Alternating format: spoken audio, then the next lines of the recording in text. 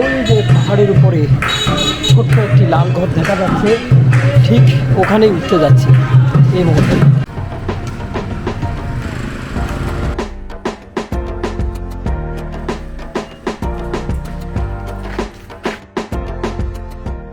আশেপাশে কিছু দোকান আছে, যদি কোনো কিছু প্রয়োজন হয়, এই যে আমার পাশে অনেকগুলো লাঠি আছে, প্রয়োজন হলে এখান থেকে লাঠি নিয়ে নেবে। যাদের যাতায়াতে অসুবিধে আছে, লাঠি দিয়ে চলার প্রয়োজন মনে করেন, তাহলে এখান থেকে লাঠি নিয়ে নেবেন। এবং প্রয়োজনীয় খাবার এখানে আশেপাশে কিছু দোকান আছে, এখান থেকে নিয়ে নেবেন। এই চন্দ্রনাথের সর্বোচ্চ চূড়াটি এখান থেকে ক্লিয়ারলি দেখা যাচ্ছে। ঠিক ওই লাল যেই মন্দিরটা দেখা যাচ্ছে, ঠিক ওখানেই পৌঁছাবো। ওই মন্দিরে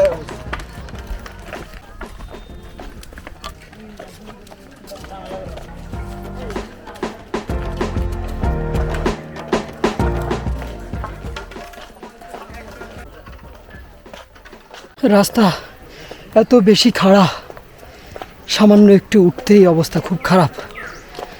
আশেপাশে শুধু বন জঙ্গল ঘেরা প্রাকৃতিক পাহাড়ি পরিবেশে বিস্তীর্ণ বিশাল অংশ জুড়ে জায়গা। এখানে যে কোনো মুহূর্তে পানির প্রয়োজন হতে পারে।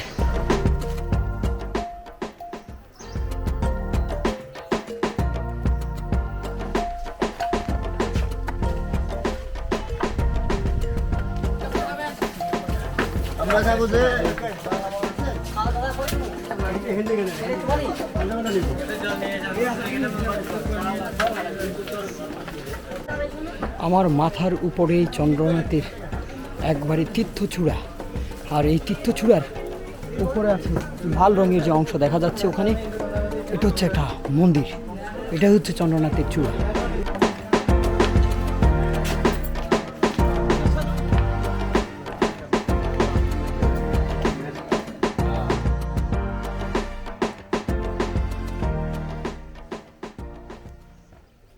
হৃদরোগে আক্রান্ত কেউ পাহাড়ে উঠতে হলে অনেক সমস্যা।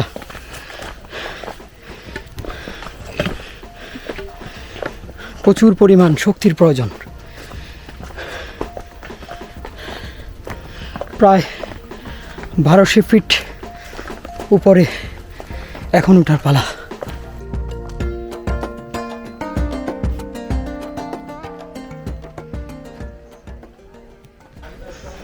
ভয়ঙ্কর একটা অবস্থা, খাড়া উপর দিকে চলে গেছে, ধরার কিছুই নেই এখানে। সিঁড়িগুলা ক্রমে ক্রমে বেড়ে বেড়ে উপরের দিকে উঠতে হয়, এবং সিঁড়ির গোড়ায় ঠিক এই পাহাড়টা পাদদেশ।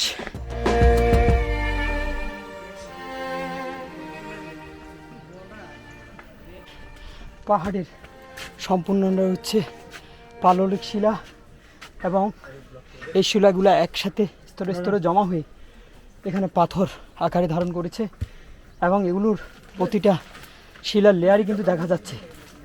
আর এই পাথরগুলা, এখানে কোনো মাটি নেই, সম্পূর্ণটা হচ্ছে পাথর, সম্পূর্ণটাই পাথর।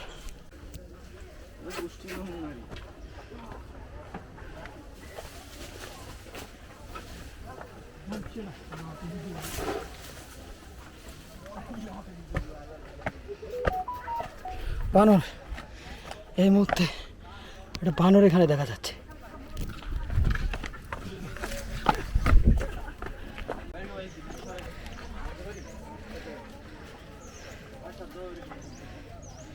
বানর এখানে তাকিয়ে আছে।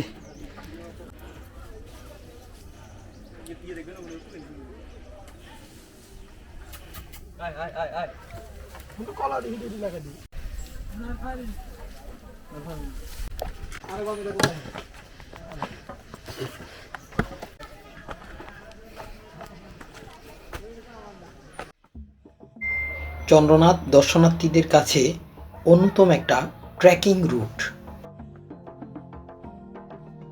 চন্দ্রনাথে ওঠার জন্য দুটি রাস্তা আছে। ডান দিকের রাস্তা প্রায় পুরোটাই সিঁড়ি, আর বাম দিকের রাস্তাটি পুরোটা পাহাড়ি পথ। কিছু ভাঙা সিঁড়ি আছে, যেগুলো দিয়ে উপরে উঠতে হয়। প্রতিটা সিঁড়ি অনেক উঁচা এবং উঠা অনেক দুষ্কর।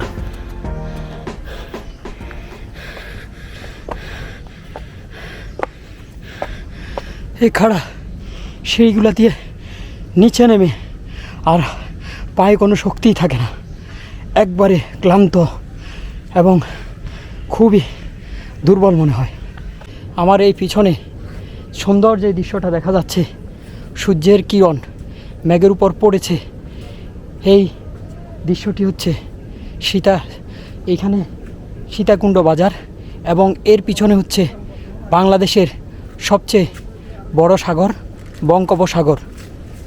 বিস্তীর্ণ অংশ জুড়ে সাগর এখানে বিশাল জলরাশি নিয়ে উচ্ছ্বাস এবং এর মাধ্যমে তার যেই নৈসর্গ সৌন্দর্য সেটা ছাড়িয়ে গেছে। পাহাড় যেমন সুন্দর তেমনি পাহাড়ে ওঠা অনেক কষ্টসাধ্য এবং প্রতিটা মুহূর্তই কিন্তু সতর্ক থাকতে হয়। এই নৈসর্গিক সৌন্দর্যে মনে হয় যেন প্রকৃতির মাঝে বিলীন হয়ে যেতে।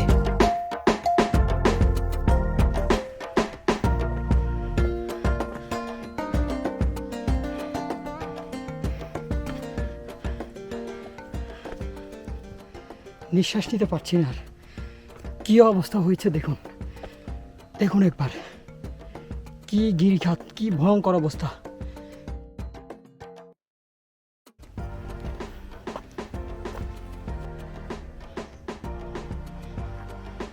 পাহাড়ে ওঠা অনেক কষ্টসাধ্য এবং পরিশ্রমের কাজ। তাই তো ভাবি নেপালে বিভিন্ন রকমের পর্বত আছে, K2, কাঞ্চনজঙ্ঘা, ধলগিরি এবং এভারেস্ট। এইসব পর্বতে সাথে করে শেরপাদের নিয়ে উঠতে হয় এবং শেরপাদের প্রতিজন শেরপাকে দিতে হয় 15 থেকে 20 লক্ষ টাকা, কারণ পাহাড়ে ওঠা অনেক দুষ্কর।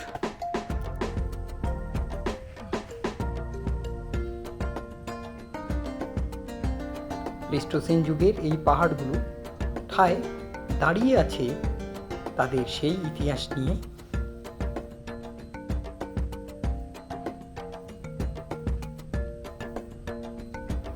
এই পাহাড়গুলো মূলত পাথর দিয়ে তৈরি। বিভিন্ন পাথরের শিলা ক্রমে ক্রমে জমা হয়ে এই বিশালাকার পাহাড়ের তৈরি হয়েছে।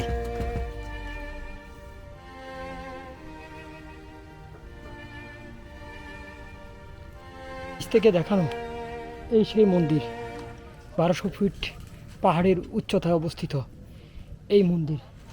এখানে প্রতিদিন শত শত মানুষ আসে দর্শনের জন্য।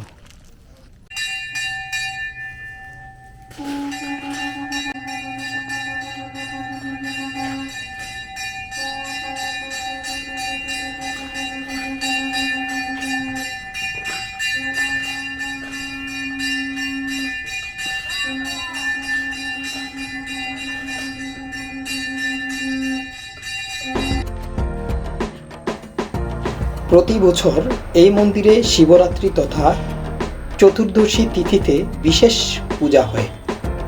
এই পূজাকে কেন্দ্র করে সীতাকুণ্ডেও বিশাল মেলা হয়।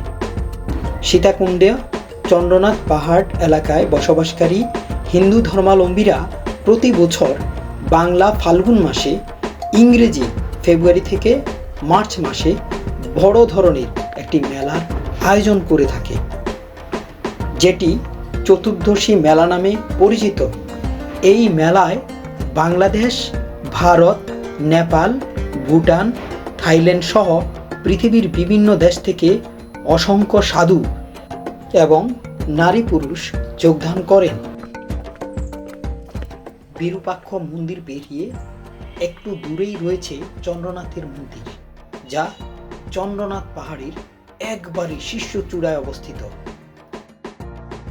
এখানের পাহাড়ি রাস্তা এই সমতল অংশটি পেরিয়ে সামনের যে জায়গাটি, এটি অত্যন্ত ভয়ঙ্কর এবং নিজেকে সামলে রাখাটাই অনেক কষ্টকর। চন্দ্রনাথ পাহাড়ের চূড়ায় দাঁড়িয়ে আপনারা দেখতে পারবেন একদিকে সমুদ্র আর অন্যদিকে পাহাড়ের নির্জনতার প্রাকৃতিক সৌন্দর্যে ভরপুর দৃশ্য। মুগ্ধ হয়ে তাকিয়ে থাকবেন উঁচু নিচু পাহাড়ের সবুজ গাছপালার দিকে। প্রশান্তিতে জুড়িয়ে যাবে প্রাণ মন।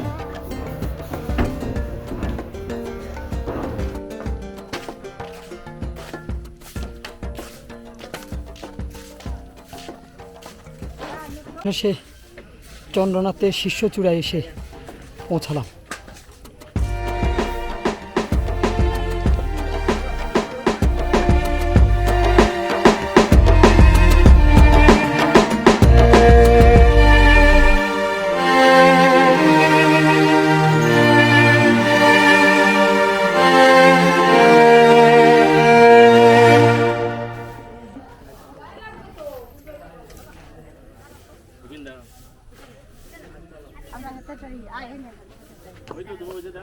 কে বোঝা যাচ্ছে এখানে একটা ঝর্ণা ছিল, এখন বৃষ্টিপাত কম হওয়াতে ঝর্ণার পানি বন্ধ হয়ে গেছে। সোজা ঝর্ণার পানিগুলো নিচে। এই যে এখানে আপনারা যে ইটগুলো দেখছেন ঠিক আমার হাতেই, এই ইটগুলো কিন্তু সেই মুঘল আমলের ইট। এগুলো এই যে দেখুন পাহাড়ি বিভিন্ন ফল, এবং এখানে সুপারি, সম্ভবত সুপারি না, এগুলো কি সুপারি না? সবগুলো সুপারি। পাহাড়ে যে সুপারি গাছগুলো হয় সেই গাছগুলা থেকে সুপারি পেড়ে নিয়ে এসেছেন ওনারা।